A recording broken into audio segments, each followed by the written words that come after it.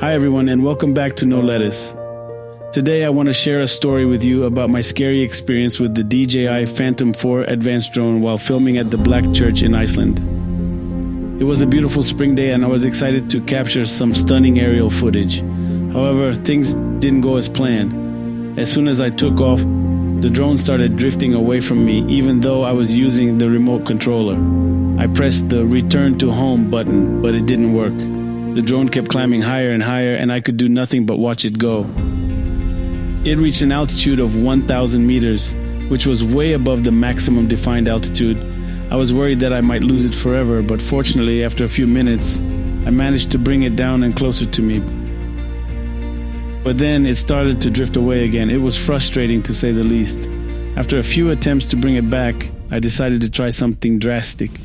I brought the drone as close as possible and shut the engines mid-air.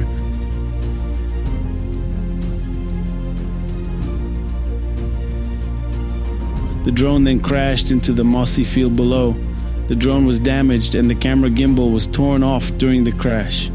It was only the second day of the trip, so I was very frustrated.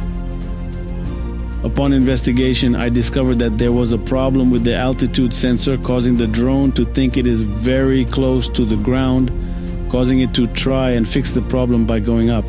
It seems that DJI ignores the difference between the sensor and the GPS data, which accurately showed the drone's climb.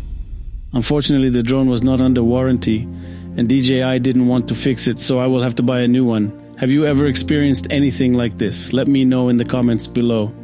And if you enjoyed this video, please give it a thumbs up and subscribe to my channel for more content like this.